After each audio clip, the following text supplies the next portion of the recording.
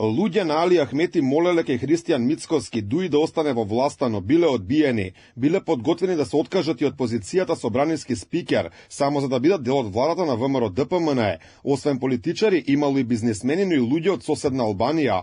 Поранешниот партнер на Ахмети, Мендух Тачи од ДПА, се закани. Ако продолжат манипулациите на интегративците, јавно ќе обелодени со имиња и презимиња кои се тие луѓе.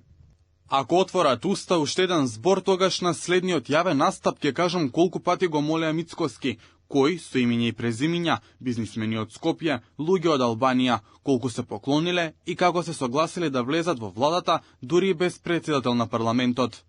Тачи вели дека се кае што воопшто влегол во Европскиот фронт кој сега го напушти и дека лидерот на Дуи Али Ахмети, за разлика од премиерот Мицкоски, бил тој што го прекршил дадениот збор, потенцираше дека го почитува Мицкоски бидејќи го исполнил ветувањето да не го земе Ахмети во власта. Јас се покаев што влегов во Европскиот фронт, затоа што јас сум таков. Кога ќе се договорам, останувам до крајот на договорот и мислам дека мажите и жените кои не остануваат до крај на договорот се нечесни. Со оваа изјава Тачи потврди дека емисари имало заможно учество на Ахмети во власта, но тие не биле од ВМРО ДПМН како што тврдеа интегративците, туку токму од Дуи. Само за да бидат во власта, очигледно биле подготвени да прифатат драстично многу помалку од она што го има во владењето со СДСМ, кога речиси сите клучни ресори како надворешни работи, финансии, економија, образование беа во нивни раце, и претходно имаше информации дека Дуи биле подготвени да прифатат многу помалку од она што го имаа, само да бидат власт. Сепак сега се обидуваат да продаваат други тези,